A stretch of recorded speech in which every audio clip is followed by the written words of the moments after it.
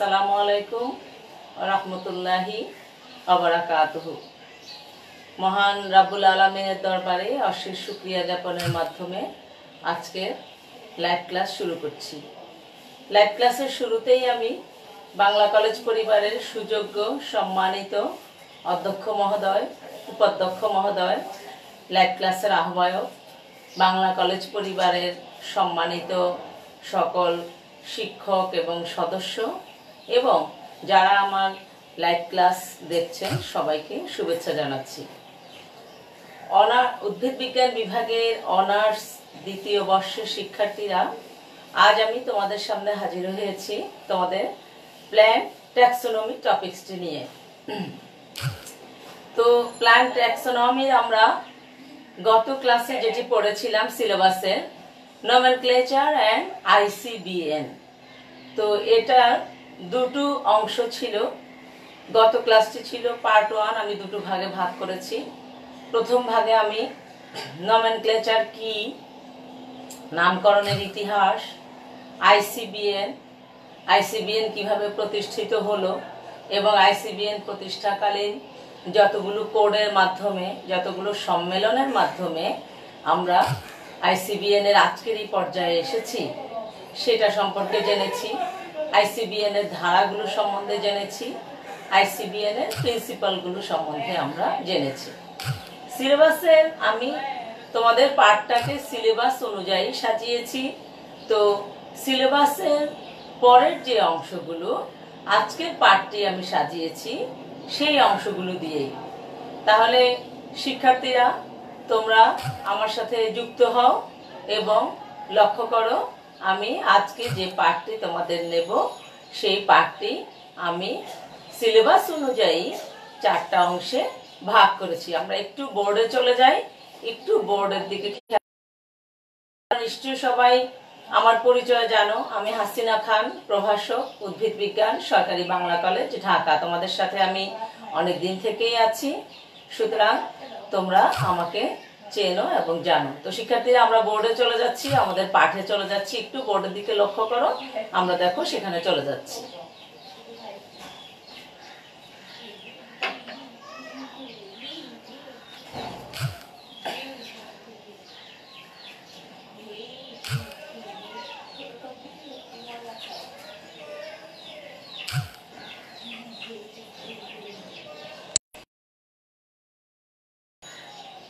আচ্ছা, তাহলে আজকে আমি আমার পাঠে চলে যাচ্ছি। তোমরা নিশ্চয়ই দেখতে পাচ্ছ, একটু বোর্ডের দিকে তাকাও।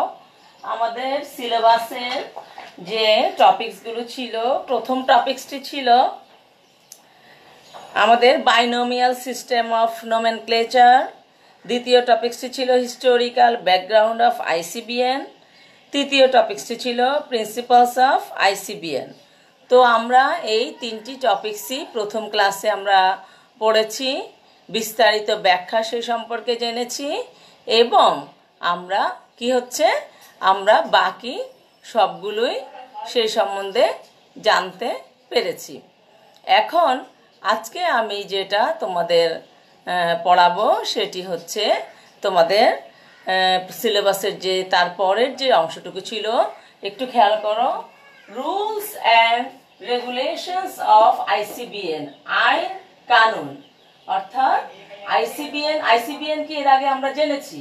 তাহলে আজকে আমরা পড়বো আইসিবিএন। আমরা জানি যে international code of botanical nomenclature. এখন আজকে আমরা পড়বো রুলস রেগুলেশনস, অর্থাৎ আইসিবিএন এর কি আইন কানুন আছে সেটা সম্পর্কে আমরা আজকে জানবো। আমার টপিকসের, আমার পাঠের প্রথম অংশটাই হচ্ছে আইসিবিএন আমাদের কি কি রুলস অ্যান্ড রেগুলেশনস আছে সেটা সম্পর্কে আমি জানবো।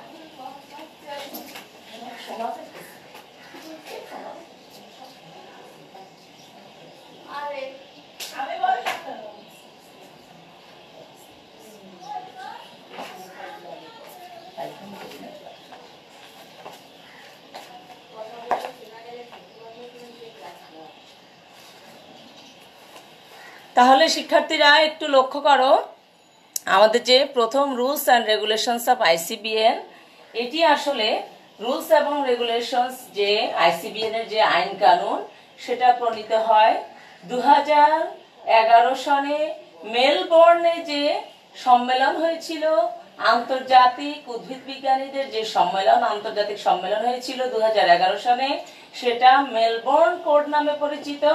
এবং সেই মেলবোর্ন কোডে যে আইনগুলো এর আগে আমরা একদম শুরু থেকে আইসিবিএন এর গোড়াপত্তন থেকে আমরা জেনে এসেছি, অনেকগুলো আইন কানুন ছিল, কিন্তু এটা আধুনিক সংস্করণ হতে হতে 2011 সালে মেলবোর্ন কোডের মাধ্যমে আমরা যা পেয়েছি সেটাই আসলে আমাদের আইসিবিএন এর আইন কানুন হিসেবে পরিচিত, সুপরিচিত। এখন প্রথম দেখো, এই যে আমাদের এই আইন কানুন যদি আমরা একটু জানি, তাহলে আমাদের আইসিবিএন তো হচ্ছে আমাদের একটা আন্তর্জাতিকভাবে স্বীকৃত একটা দলিল, আমাদের উদ্ভিদের আন্তর্জাতিক নামকরণে স্বীকৃত দলিলই হচ্ছে আইসিবিএন কোড। হ্যাঁ, তো এখন এই কোডের এই দলিলটা কিভাবে বিভক্ত হয়েছে একটু লক্ষ্য করো। এতে ডিভিশন বা বিভাগ আছে 3টি, চ্যাপ্টার বা অধ্যায় আছে 9টি, সেকশন আছে 20টি, আর এর আর্টিকেলস আছে 62টি। এখন আমি তোমাদের এগুলো নিয়ে একটু সংক্ষেপে আলোকপাত করছি। প্রথমে যেটা আমাদের ডিভিশন যেটা আছে 3টা, সেই ডিভিশনের প্রথম ডিভিশনে হচ্ছে প্রিন্সিপালস। সেই 6টি প্রিন্সিপালস আমি গত ক্লাসে তোমাদের পড়িয়েছি। এরপরে লক্ষ্য করো, এরপরে হচ্ছে rules and recommendations. Rules and রিকমেন্ডেশনে আমাদের কি আছে, আমাদের রুলসের মধ্যে কিছু আইন আছে, চ্যাপ্টার অনুযায়ী ভাগ করো, যে 9টি চ্যাপ্টার, 20টি সেকশন এবং 62টি আর্টিকেলস। আর রিকমেন্ডেশনগুলোকে আমি পরবর্তীতে নিয়ে এসেছি, তোমরা একটু লক্ষ্য করো। এই যে রিকমেন্ডেশনস, আমি এখানে যে আমি ব্যাখ্যা করবো তোমাদেরকে রিকমেন্ডেশনস। তাহলে এখন আমরা রুলস অ্যান্ড রেগুলেশনসে যে যাই। রুলস অ্যান্ড রেগুলেশনসের আমাদের যে 9টা চ্যাপ্টার রয়েছে, প্রথম চ্যাপ্টারে তোমার ট্যাক্সা অ্যান্ড আদার র্যাঙ্কস সেই সম্পর্কে আলোকপাত করা হয়েছে। চ্যাপ্টার 2তে status, typification and priority of names, নামের পূর্বাধিকার, হ্যাঁ, নামের পূর্বাধিকার সম্পর্কে আলোচনা করা হয়েছে।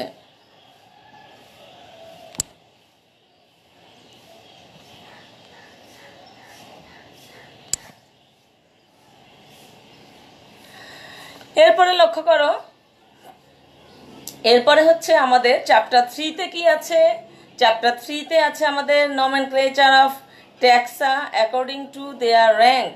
তাদের র্যাঙ্ক অনুযায়ী আমাদের কি হচ্ছে, আমাদের তাদের র্যাঙ্ক অনুযায়ী আমাদের ট্যাক্সার নামকরণ আমাদের সম্পর্কে আলোচনা করা হয়েছে চ্যাপ্টার 3তে। চ্যাপ্টার 4-এ আমাদের ইফেক্টিভ পাবলিকেশন, বৈধ প্রকাশনা, অর্থাৎ শুধু সবাই মিলেই যদি প্রকাশনা একসাথে অনেকগুলো প্রকাশনা থাকলেও যেটা ভ্যালিড, যেটা আন্তর্জাতিকভাবে স্বীকৃত, সেই বৈধ প্রকাশনা সম্পর্কে আলোচনা করা হয়েছে। এরপরে চ্যাপ্টার 5-এ আমাদের কি ভ্যালিড পাবলিকেশন অফ নেমস, যেই নামগুলো বৈধভাবে প্রকাশিত সেই নামগুলো নিয়ে উল্লেখ করা হয়েছে। এরপরে হচ্ছে আমাদের chapter 6।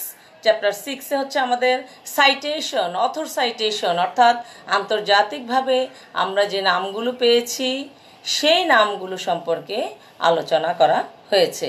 Chapter 7 rejection of names, নাম বর্জন, যে যদি কোনো ট্যাক্সার নামকরণ করা হয় এবং কোনো কারণে যদি সেই নামটি বর্জন করা হয়, তাহলে সেই নামটি বর্জনের জন্য আমাদের কি করতে হবে, যে বিধিবিধান, সেটা এই অধ্যায়ে আলোচনা করেছে। চ্যাপ্টার 8-এ আমাদের name of anamorphic fungi or fungi with a pleomorphic life cycle, অর্থাৎ অযৌন চক্রযুক্ত ছত্রাক এবং যৌন চক্রযুক্ত ছত্রাক নিয়ে আলোচনা করা হয়েছে। চ্যাপ্টার 9-এ আমাদের কি আছে, চ্যাপ্টার 9-এ আছে আমাদের orthography and gender of names, নামের বিশুদ্ধ বানান এবং নামের বিশুদ্ধ বানানের যে নিয়ম কানুন সেটা নিয়ে আলোচনা করা হয়েছে। এখন প্রথম ডিভিশনে আমাদের প্রিন্সিপাল, সেকেন্ড ডিভিশনে আমরা এই যে 9টি চ্যাপ্টার, সেই 9টি চ্যাপ্টারের অধীনে আমাদের কি কি বর্ণনা আমরা সেটা বুঝে ফেললাম। 3 নম্বর যে ডিভিশন, সেই ডিভিশনে আমাদের আছে provision for the governance of the code. তোমার কোডের যে মানে কোডের যে নিয়ম, কোডের যে শাসন, কোডের যে বিধান, সেটা সম্পর্কে আলোচনা করা হয়েছে। এবং সেখানে কি আছে সেখানে আমাদের অ্যাপেন্ডিক্স প্লাস গ্লোসারি এগুলো রয়েছে। এখন 9টি চ্যাপ্টার সম্বন্ধে আমি আলোচনা করলাম। এরপরে আমাদের সেকশন আছে, 20টি সেকশন আছে। এই যে 9টি চ্যাপ্টার, এর অধীনে আমাদের 20টি সেকশন আছে এবং আর্টিকেলস আছে আমাদের কটি, 62টি। তাহলে আমরা বুঝতে পারলাম যে আমাদের কি কি আছে, যে আমাদের 3টা বিভাগ আছে আইসিবিএন এর অধীনে, ডিভিশন 3টা ডিভিশনের অধীনে আমাদের চ্যাপ্টার আছে আমাদের 9টি, এবং 9টি চ্যাপ্টারের অধীনে আমাদের সেকশন আছে 62টি, আর 62টি সেকশনের অধীনে আমাদের অনুচ্ছেদ আছে, সেকশন আছে 20টি সেকশনের অধীনে আমাদের অনুচ্ছেদ আছে 62টি। তাহলে আমরা বুঝতে পারছি যে আমাদের রুলস অ্যান্ড রেগুলেশনস অফ আইসিবিএন আমাদের কি আছে আইসিবিএনে। এরপরে আমার 2 নম্বর যে টপিকসটি আজকে আমি পড়াবো, মেজর প্রভিশনস অফ আইসিবিএন, অর্থাৎ আইসিবিএন এর আমাদের গুরুত্বপূর্ণ যে বিধানসমূহ, সেই বিধান নিয়ে এখন আমি তোমাদের সাথে আলোচনা করব। তাহলে একটু শোনো মনোযোগ দিয়ে যে মেজর প্রভিশনস কি আছে।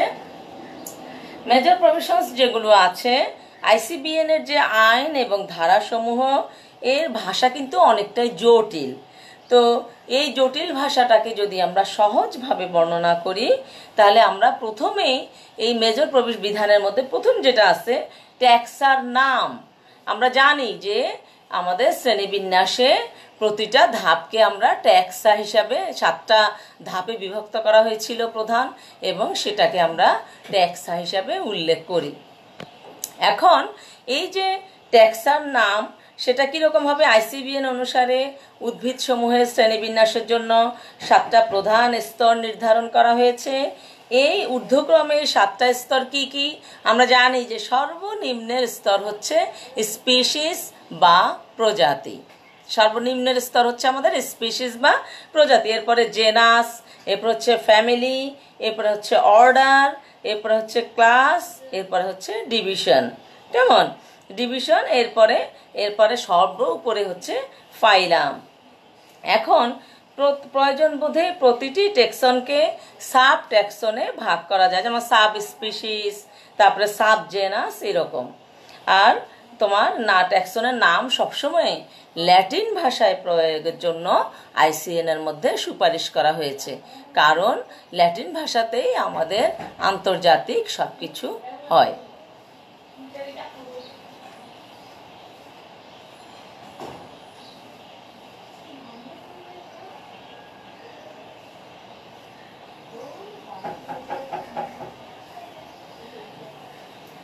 এরপরে আমরা চলে যাই আমাদের ট্যাক্সার নাম এখন বুঝতে পেরেছো নিশ্চয়ই তোমরা।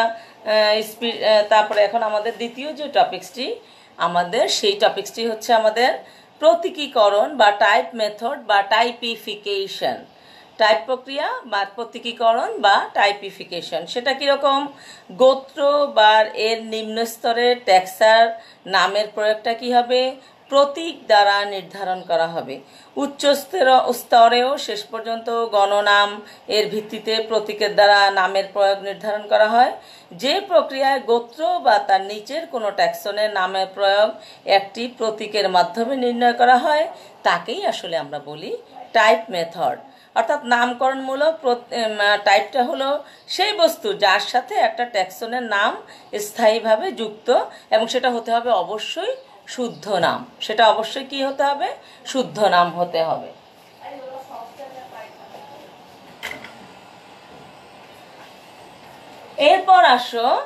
এরপরে আমাদের বলছি আইসিবিএন স্বীকৃত যে এই যে এখন আমরা বললাম যে প্রত্যেক নামের একটা নামকরণমূলক টাইপ দ্বারা টাইপিফিকেশন টাইপ দ্বারা নির্ধারিত হতে হবে। এখন সেটা কি কি টাইপ হতে পারে আমাদের? প্রথমেই হতে পারে আমাদের হলোটাইপ। হলোটাইপটা কি? একটা প্রজাতি বা প্রজাতির নিম্নের কোনো ট্যাক্সনের যদি মানে কোনো ট্যাক্সনের হলোটাইপটা কি হবে? যদি মানে নাম প্রদানকারী কর্তৃক ব্যবহৃত একটি নমুনা বা ব্যাখ্যামূলক চিত্র অথবা নির্দেশকৃত নামকরণমূলক টাইপ। অর্থাৎ কি? যে একজন ব্যক্তি কোনো ট্যাক্সনের নামকরণ করেছেন কোনো প্রজাতির, তো সেই সদস্য তিনি কি করেছেন? সেখানে একটা নমুনা দিয়েছেন অথবা সেখানে ব্যাখ্যামূলক কোনো চিত্র দিয়েছেন, যেটার দ্বারা আমরা বুঝতে পারবো এটি ওই প্রজাতির সদস্য। তুমি বুঝতে পেরেছ? এরপরে হচ্ছে আমাদের লেক্টোটাইপ। লেক্টোটাইপ কি জিনিস? নাম প্রকাশের সময় যদি কোনো টাইপ নির্দেশিত না থাকে, অর্থাৎ কোনো বর্ণনা না থাকে, কোনো ছবি না থাকে, তাহলে এটি হারিয়ে যায় এবং তখন দেখা যায় যে এটি একাধিক ট্যাক্সনের অন্তর্ভুক্ত। তখন কি হয়? ওই যে মানে নামকরণের সময় যে বর্ণনা দেওয়া হয়েছিল বা যে ছবি দেওয়া হয়েছিল সেটাকে টাইপ হিসেবে ব্যবহার করা হয়, এই জন্য এটাকে বলে লেক্টোটাইপ। এরপর হচ্ছে আইসোটাইপ। আইসোটাইপ হলো কীরকম? এই যে আমরা যে প্রথমে বললাম হলোটাইপ, হলোটাইপের একটি অতিরিক্ত সংস্করণ এবং এটি সবসময়ই একটি নমুনা হিসেবে ব্যবহৃত হয়। অর্থাৎ হলোটাইপের ক্ষেত্রে আমরা একটা ছবি দেই অথবা একটা বর্ণনামূলক চিত্র দেই অথবা একটা ব্যাখ্যা করি। সেই হলোটাইপে যে ব্যাখ্যাটা বা যে চিত্রটা দেয়া থাকে আমরা তার সাথে কি করি? পাশাপাশি আরেকটা একটু তার সহযোগী হিসেবে দিয়ে রাখি, যে কোনো কারণে যদি হলোটাইপকে আমরা না পাই তাহলে যাতে আমরা ওই টাইপটাকে ব্যবহার করতে পারি। তাহলে সেটা হচ্ছে আমাদের কি? আইসোটাইপ। এরপর হচ্ছে সিন টাইপ। সিন টাইপ কি? যখন হলোটাইপ নির্দেশিত না থাকে কিন্তু একাধিক নমুনার উল্লেখ থাকে তখন উল্লেখিত নমুনাকে আমরা বলি সিন টাইপ। তাহলে আমরা কি কি শিখলাম? আমরা একটু বোর্ডে একটু লিখে ফেলি।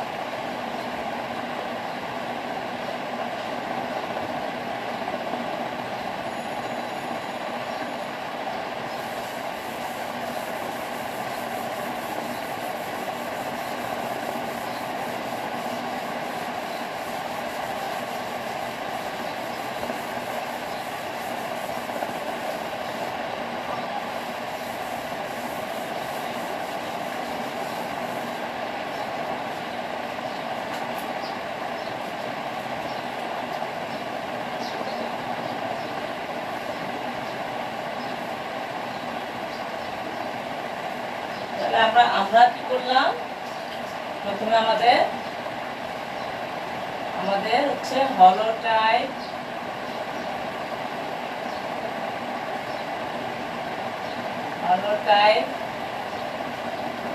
তারপর হচ্ছে আমাদের সিন টাইপ,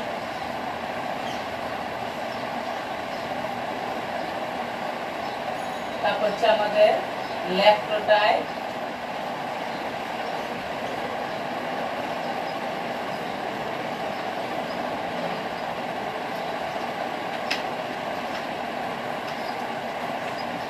আমাদের আইসোটাইপ।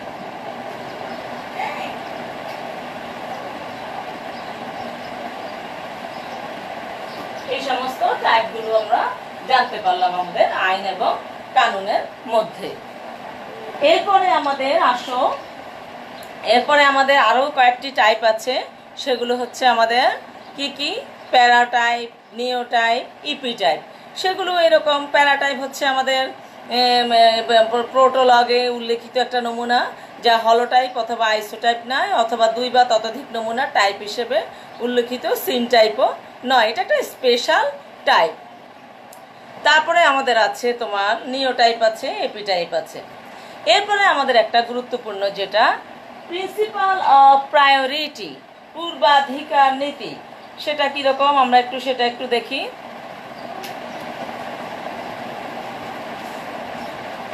Principal of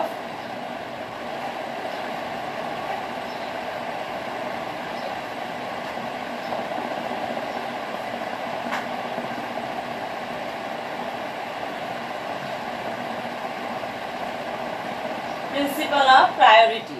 principal of priority হলো আমাদের কি রকম, সেটা হচ্ছে এটাও আমাদের ওই রুলস অ্যান্ড রেগুলেশনসের মধ্যেই আছে। সেটা কি ধরনের প্রিন্সিপাল অফ প্রায়োরিটি, সেটা হচ্ছে যে গোত্র বা গোত্রের নিম্ন স্তরের কোনো ট্যাক্সনের যদি একাধিক নাম থাকে তবে সম্পূর্ণ বর্ণনা সহ প্রথম প্রকাশিত নামটি হচ্ছে আমাদের আইনসিদ্ধ নাম। আইসিবিএন এই নীতিকে, আইসিবিএনের যে নীতি অর্থাৎ বর্ণনা সহ অনেকগুলো নাম ধরো একই সময়ে বিভিন্ন দেশে প্রকাশিত হয়েছে, কিন্তু যে নামটি প্রথম প্রকাশিত হবে সেই নামটি আমাদের আইসিবিএন কর্তৃক আইন সিদ্ধ হবে, এটাকে বলা হয় প্রিন্সিপাল অফ প্রায়োরিটি। এরপরে হচ্ছে আমাদের প্রিন্সিপাল অফ প্রায়োরিটির পরে আমাদের যে টপিকসটি আসছে সেই টপিকসটি হচ্ছে আমাদের পূর্বাধিকার। তবে পূর্বাধিকার নীতির কিছু সীমাবদ্ধতা আছে। সেটা কীরকম, যে পূর্বাধিকার নীতি অনুসারে বৈধভাবে প্রকাশিত নামই কেবল আইনসিদ্ধ বা সঠিক নাম নয়, উক্ত নাম প্রকাশনার একটা সময়সীমা নির্ধারণ করে দেয়া হয়েছে এবং সেটা বলা হয়েছে কি একটা নির্দিষ্ট সময় থেকে বিভিন্ন গ্রুপের উদ্ভিদের ট্যাক্সনের নাম প্রকাশকালে শুরু ধরা হবে। যেমন তোমার এই যে স্পারমাটোফাইটা এবং টেরিডোফাইটা, এটা 1 মে 1753 থেকে যে নামগুলো হয়েছে সেগুলোকে বলা হবে তোমার বৈধ প্রকাশনা বা বৈধ নাম। তারপরে আমাদের স্প্যাগনেসি, তারপরে মাসাই, এগুলা ছাড়া মাসাই স্প্যাগনেসি ছাড়া মাসাই, যেটা মাসাইটা হলো 1 জানুয়ারি 1801। তারপরে আমাদের স্প্যাগনেসি এবং হেপাটেসি, সেটা 1 মে 1753 পর থেকে। তারপরে ফানজাই হচ্ছে 1 মে 1753 থেকে। এলজি হচ্ছে আমাদের 1 মে 1753 থেকে। তাহলে আমাদের এগুলো হচ্ছে এই সময়ের পর থেকে যে নামগুলো সেগুলোকেই শুধু আমাদের বৈধ ধরা হবে। তাহলে প্রিন্সিপাল অফ প্রায়োরিটির ক্ষেত্রে ওই সময়ের পরে যে নামগুলো প্রথম প্রকাশিত হবে সেগুলোকেই আমরা বৈধ নাম হিসেবে ধরব। এখন এই যে আমাদের পাবলিকেশন, এই পাবলিকেশন আবার প্রকাশনাটা কীরকম হবে দেখো, আইসিবিএনের আইন অনুযায়ী প্রণীত ও প্রকাশিত নামকেই আমরা সাধারণত বৈধ নাম বলে থাকি। এখন যেসব নাম আইসিবিএন কর্তৃক গৃহীত হয় সেগুলোকে আমরা শুদ্ধ নাম বলবো এবং একটি নাম বৈধ করার জন্য কোডের রীতি অনুসারে বর্ণনা সহ এটাকে আমাদের অবশ্যই প্রকাশ করতে হবে। এরপরে দেখো এই যে প্রকাশনা আবার বিভিন্ন ধরনের হতে পারে। যেমন প্রথমটা হচ্ছে কার্যকর প্রকাশনা, সেটা কীরকম, এফেক্টিভ পাবলিকেশনস, সেটা হচ্ছে কোডের বিধান অনুযায়ী কেবলমাত্র ছাপানো অবস্থায় জনসাধারণের কাছে বিতরণ অথবা আমার অন্ততপক্ষে উদ্ভিদ বিজ্ঞানীদের প্রবেশাধিকারযুক্ত লাইব্রেরি সম্বলিত প্রতিষ্ঠানে যদি বিতরণ করা যায় তাইলে সেই প্রকাশনাটাকে আমরা বলবো কার্যকর প্রকাশনা। এরপরে আসো আমার বিধিবিধানের মধ্যে, এরপরে কি আছে, এরপরে আছে আমাদের ভ্যালিড পাবলিকেশন। কোনো নাম আইসিবিএনের নীতিমালা অনুসারে প্রকাশিত হলে শুধুমাত্র তখনই তাকে আমরা বৈধ প্রকাশনা বা ভ্যালিড পাবলিকেশন বলবো। তাহলে এটা হচ্ছে, এটা তোমরা বুঝে ফেলেছো প্রিন্সিপাল অফ প্রায়োরিটি। এখন আমরা বলবো ভ্যালিড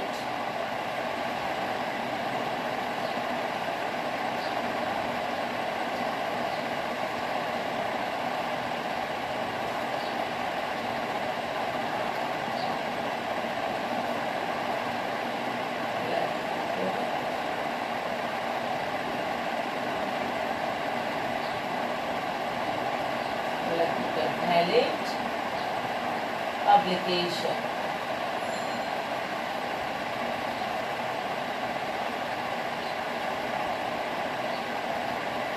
আচ্ছা, তাহলে কি ভ্যালিড পাবলিকেশন ওই প্রিন্সিপাল অফ প্রায়োরিটির মানে সাথে সম্পর্কযুক্ত।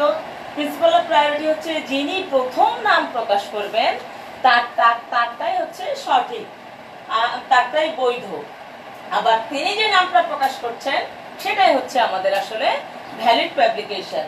তাহলে কোনো ট্যাক্সনের কি হবে, যে কোনো ট্যাক্সনের যে নামটি আমাদের যে আমাদের ICBN এর নীতিমালা অনুযায়ী যদি প্রকাশিত হয় যে নামটা, সেটাই আসলে আমাদের বৈধ প্রকাশনা বা ভ্যালিড পাবলিকেশন।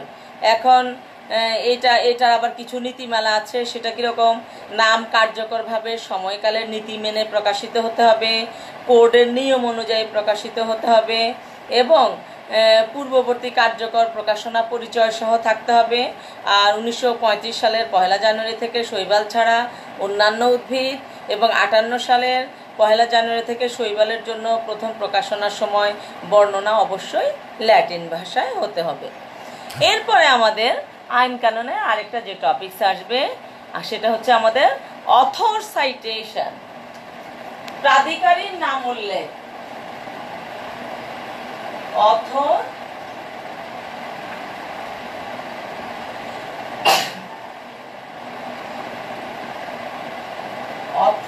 সাইটেশন।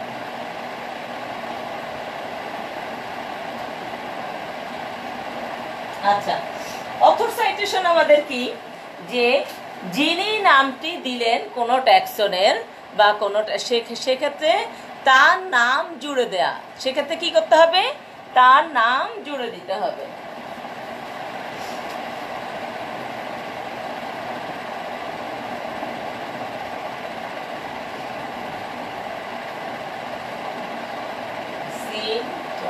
এখানে লেখাটা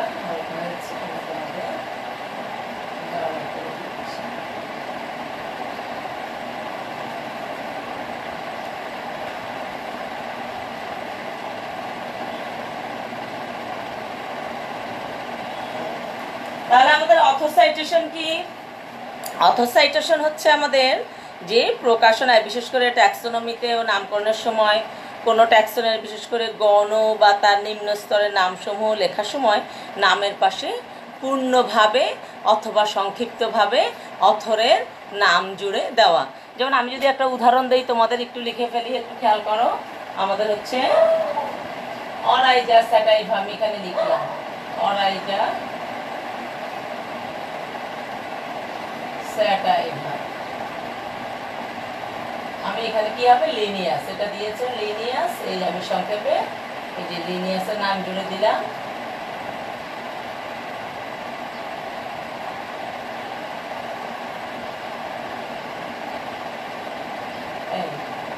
তাহলে অরাইজা হচ্ছে জেনাসের অংশ, স্যাটাইভা হচ্ছে স্পিসিসের অংশ, আর এটা কে দিয়েছেন?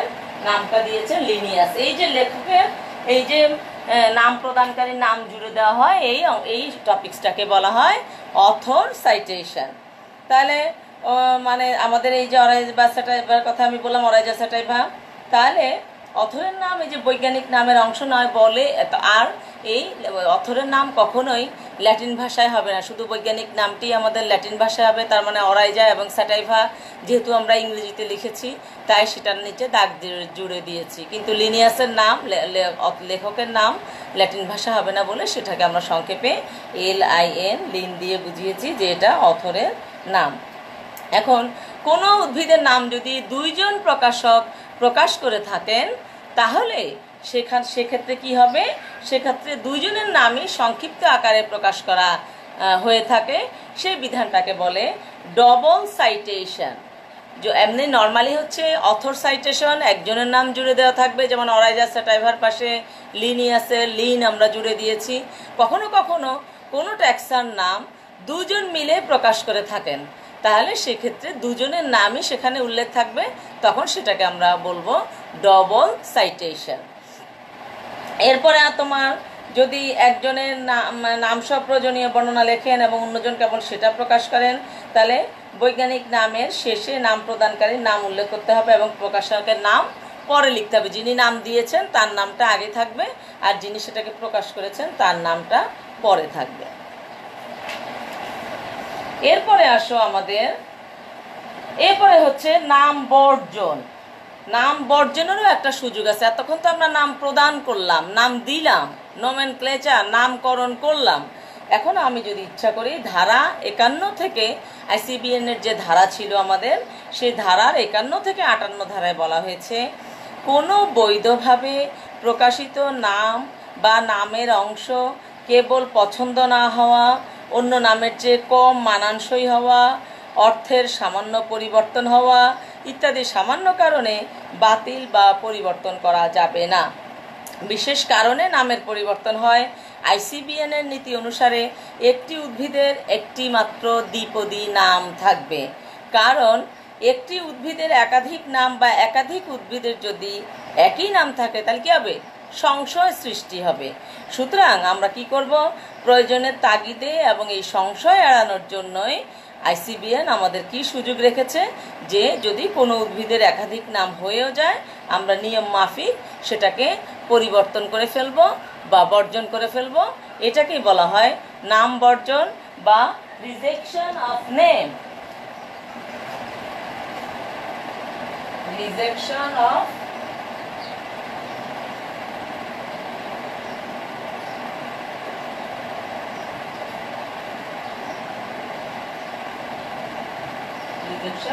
নেম।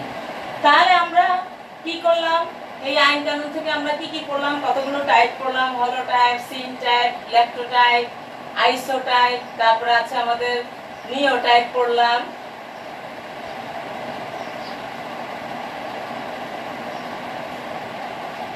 এপিটাইপ আছে, সেটা আমি আর এখানে লিখলাম না। এরপরে আমরা পড়লাম প্রিন্সিপাল অফ প্রায়োরিটি, অর্থাৎ প্রাধিকার নীতি, অর্থাৎ যিনি সর্বপ্রথম নাম প্রকাশ করবেন তারটাই আমাদের কি হবে? তারটাই গ্রহণযোগ্য হবে। তারপর হচ্ছে ভ্যালিড পাবলিকেশন, বৈধ প্রকাশনা, যে অনেকগুলো প্রকাশনা হলেও যেটি ICBN স্বীকৃত, যেটি আগে প্রকাশিত হয়েছে সেটি আমাদের ভ্যালিড পাবলিকেশন।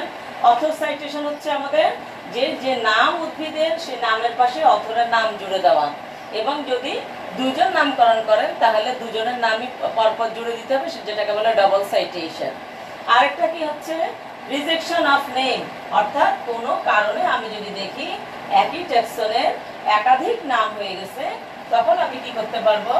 আমার ICBN এর নিয়ম অনুযায়ী আমি কোনো নামকে ইচ্ছা করলে আমি বাদ দিয়ে দিতে পারবো। সুবিধার জন্য, সংশয় এড়ানোর জন্য আমি কি করতে পারবো? সেটাকে বাদ দিয়ে দিতে পারবো। এখন আমাদের মোটামুটি এই টপিকসগুলো হয়ে গেল। এখন আমরা পড়বো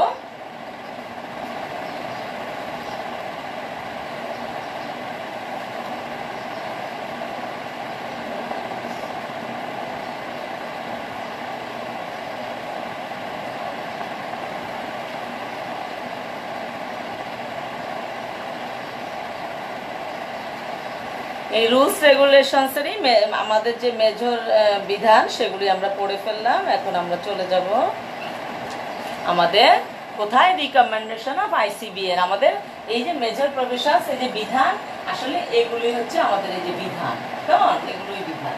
এখন আমরা চলে যাব আমরা রিকমেন্ডেশনস।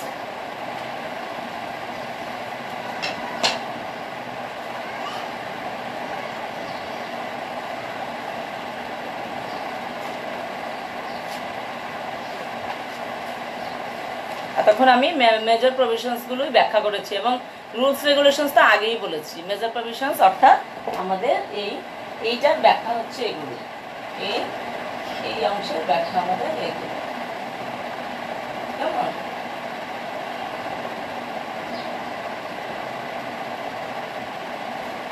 তাহলে আমাদের মেজর প্রভিশনসের মধ্যে আমাদের এই টাইপগুলো পড়ে: principal of priority, valid publication, author citation, rejection of name. এই গুরুত্বপূর্ণ বিধানগুলি হচ্ছে আমাদের মেজর প্রভিশনস।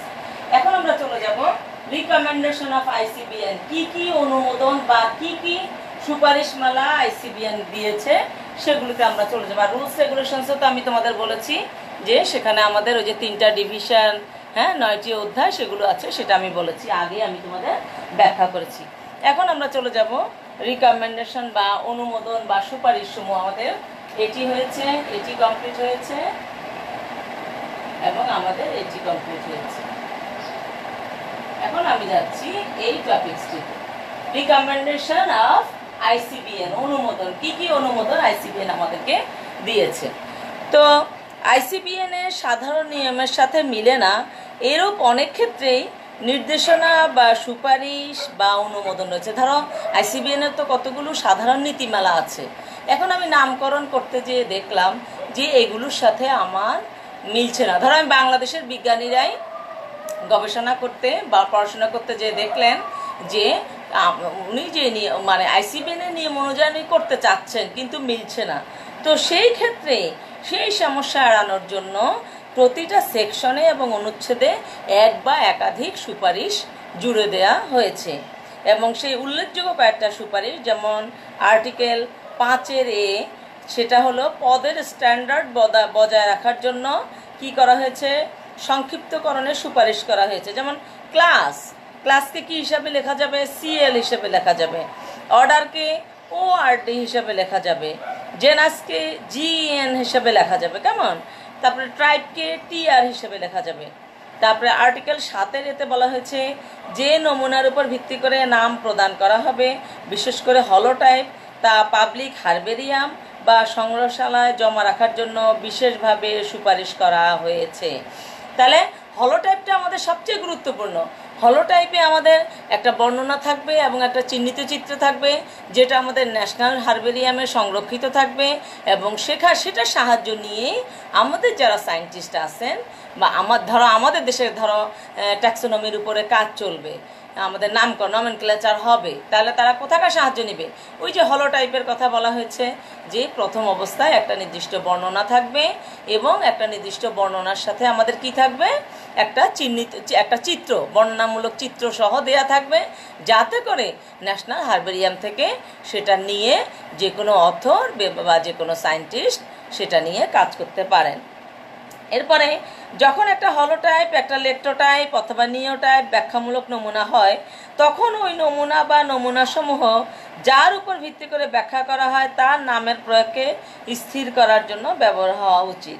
তারপরে দেখো আর্টিকেল 8 এতে কি বলা হয়েছে, যদি জীবাশ্ম উদ্ভিদের প্রতীক নমুনা একটা টুকরা করা হয়, তাহলে শনাক্ত করার জন্য সর্বপ্রথম ব্যবহৃত সকল অংশই সুস্পষ্ট। তার মানে কি, আমি জীবাশ্মের শনাক্তকরণ কিভাবে করব? ওই যে হলোটাইপে আমি যদি বিস্তারিত বর্ণনা রেখে থাকি, সেই বিস্তারিত বর্ণনার ভিত্তিতে আমি একটা জীবাশ্মের ব্যাখ্যা বিশ্লেষণ করতে সক্ষম হব।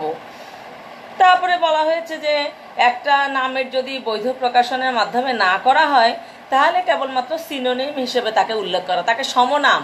ধরো যদি আন্তর্জাতিক নিয়ম অনুযায়ী তার নামকরণ না করা হয়ে থাকে, তাহলে আমরা কি করব, তাকে একটা সমনাম, যার সিনোনিম, যেটা আমরা যেরকম বলি, যেমন আমার নাম হচ্ছে, আমার পুরো নাম হাসিনা খান, অফিসিয়াল নেম, তার সাথে আমার একটা ছোট নাম আছে লিপি, তার অর্থ হচ্ছে এই লিপি নামটি হচ্ছে আমার সিনোনিম, কেমন, এটা আমাদের ওটার সাথে আমার মূল নামের সাথে এটা থাকবে, কিন্তু এটা কিন্তু আমার মূল নাম নয়।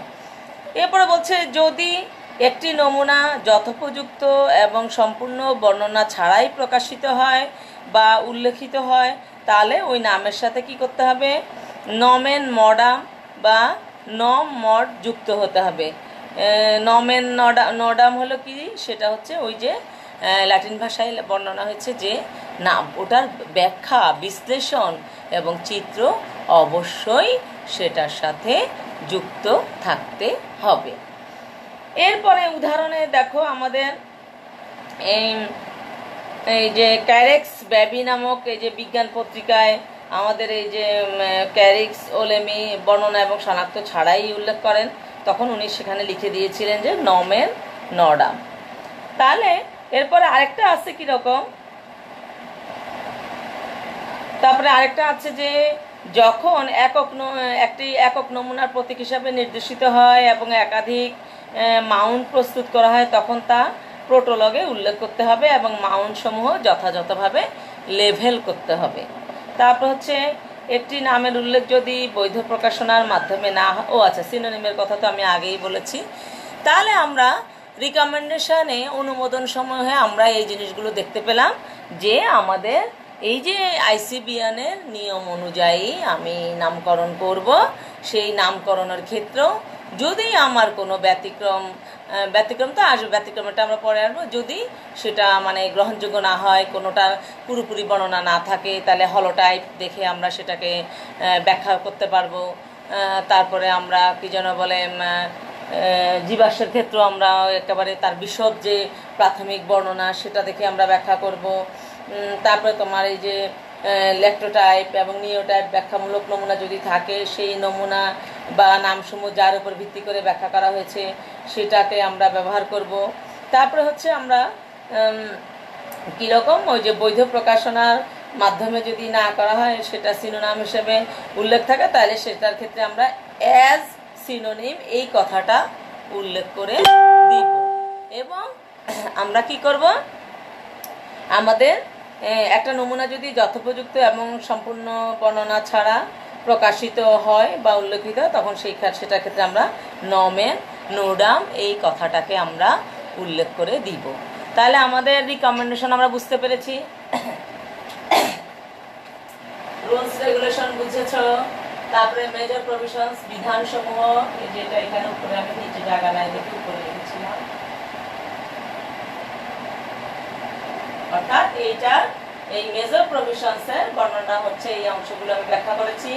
এরপর আমি রিকমেন্ডেশনস অফ আইসিবিএন কি অনুমোদন বা কি সুপারিশমালা তারা দিয়েছিল সেটা আমি তোমাদেরকে ব্যাখ্যা করেছি। এখন আমাদের যে লাস্ট অংশটা আছে,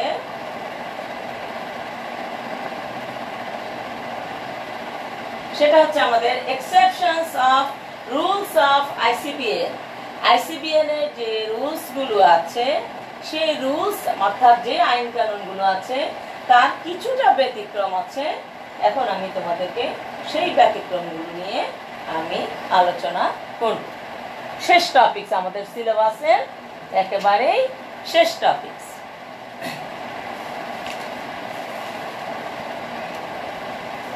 আচ্ছা, এই যে আইসিবিএন এর আইন কানুনের যে ব্যতিক্রম, সেই ব্যতিক্রমকে আবার দুটো ভাগে ভাগ করা যায়। একটা হচ্ছে প্রতীকীকরণে টাইপিফিকেশনে ব্যতিক্রম, একটা হচ্ছে পূর্বাধিকার নীতির ব্যতিক্রম। তো আমাদের প্রতীকীকরণে ব্যতিক্রম কোনগুলো?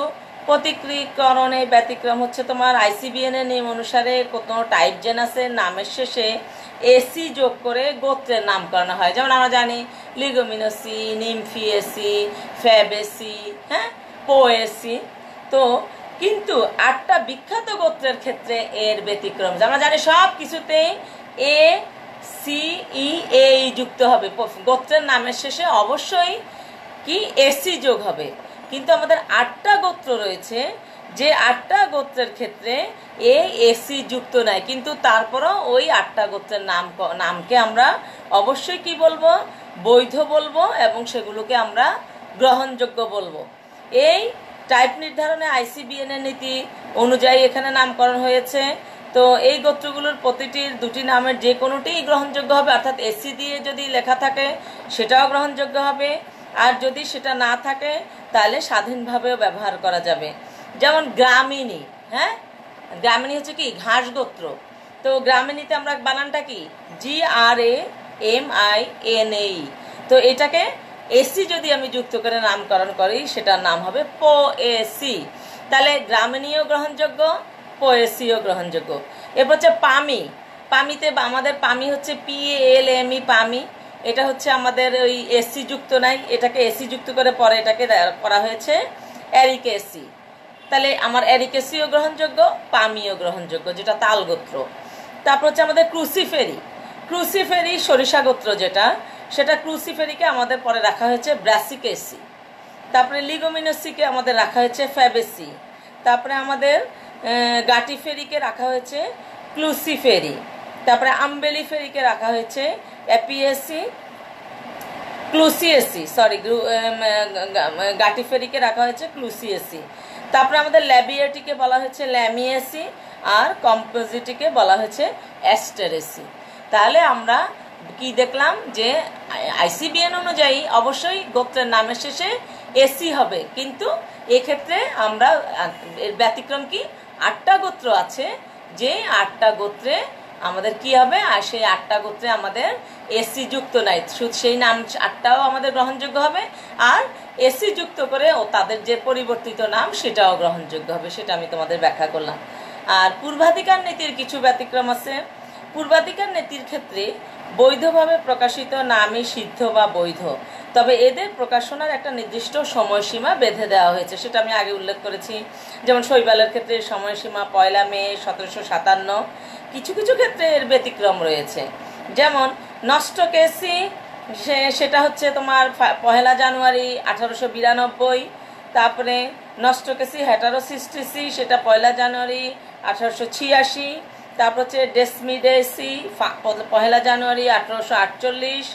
তারপর হচ্ছে আমাদের উডুগোনেসি 1 জানুয়ারি 1900। তাহলে আমরা কি দেখতে পাচ্ছি যে দেখো যে শৈবালের ক্ষেত্রে বলা হয়েছিল যে 1953 সালের তোমার 1 মে থেকে যে নামগুলো সেগুলো বৈধ বা প্রিন্সিপাল অফ প্রায়োরিটির আওতায়, কিন্তু 4টা ফ্যামিলির ক্ষেত্রে এসে সেখানে কিছুটা ছাড় দেওয়া হয়েছে, কিছুটা ব্যতিক্রম। সেক্ষেত্রে বলা হয়েছে কোনটা, নস্টকেসি তোমার হোমোসিস্টি, নস্টকেসি হেটারোসিস্টি, তারপরে ডেসমিডেসি আর হচ্ছে আমাদের উডুগোনেসি। এই 4টা গোত্রের ক্ষেত্রে সেই সময়টা কালটা চেঞ্জ হয়েছে বা ব্যতিক্রম হয়েছে। লাস্ট যেটা আমাদের আবাদি উদ্ভিদ এবং সংকর উদ্ভিদের নামকরণ উদ্ভিদের সাধারণ নামকরণ থেকে একটু ব্যতিক্রম ধর্মী হবে। তাহলে শিক্ষার্থীরা আমরা আজকে আমাদের যে সিলেবাস সেই সিলেবাসের প্রত্যেকটি টপিকস আমি আশা রাখি ইনশাল্লাহ তোমরা বুঝতে পেরেছ। রুলস রেগুলেশনস অফ আইসিবিএন এর আইন কানুন সমূহ কতগুলো ধারা অধ্যায় এবং ডিভিশনে বিভক্ত সেটা ব্যাখ্যা করেছি। মেজর প্রভিশনস অফ আইসিবিএন এর গুরুত্বপূর্ণ বিধানসমূহ কি কি, holotype, lectotype, isotype, neotype, principle of priority, valid publication, author citation, rejection of name, এগুলো আমি ব্যাখ্যা করেছি। এরপরে রিকমেন্ডেশন অফ আইসিবিএন অনুমোদন সমূহ ব্যাখ্যা করেছি। আর সবশেষে এক্সেপশন অফ রুলস অফ আইসিবিএন, আইসিবিএন এর যে রুলসের যে এক্সেপশন বা যে ব্যতিক্রম সেগুলো আমি ব্যাখ্যা করেছি। তাহলে শিক্ষার্থীরা আমি আশা রাখি তোমরা আজকের পার্টস যথাযথভাবে বুঝতে পেরেছ এবং আমি আশা রাখি তোমরা বই পরবর্তীতে বাড়িতে বই খুলবে, বই খুলে আবার পুনরায় যখন তোমরা পাঠটি পড়বে তখন তোমরা আরও বিষয়টা আরও ক্লিয়ার হবে। আর আজকে তোমাদের এই পাঠটি পড়াতে আমি 3টি বইয়ের সাহায্য নিয়েছি। একটি হচ্ছে আবৃতবীজী উদ্ভিদের শ্রেণীবিন্যাস তত্ত্ব বা taxonomy of angiosperm, professor Abul Hasan. আরেকটি নিয়েছি taxonomy of angiosperm, professor Jitendranath Roy. আরেকটা নিয়েছি taxonomy of angiosperm, professor Kamal Pasha. আমি এই 3জন অথরের রাইটারের বই আমি ফলো করেছি তোমাদের আজকের পাঠটি তৈরি করার জন্য। তো আমি আশা রাখি তোমরা সকলে বুঝতে পেরেছ। তোমরা সবাই ভালো থাকো, সুস্থ থাকো, নিরাপদে থাকো। মহামারী দুর্যোগকালীন সময়ে স্বাস্থ্যবিধি মেনে চলো। পরিবার পরিজন প্রতিবেশীদের প্রতি সদয় এবং যত্নবান হও, নিষ্ঠাবান হও। তারপরে তোমরা আল্লাহ তাআলার উপর পূর্ণ আস্থা এবং বিশ্বাস রাখো। আজকের পাঠ এখানেই সমাপ্ত। তো আবার আগামী পাঠে তোমাদের সাথে আমার দেখা হবে। সবাই ভালো থাকো। আসসালামু আলাইকুম রাহমাতুল্লাহ।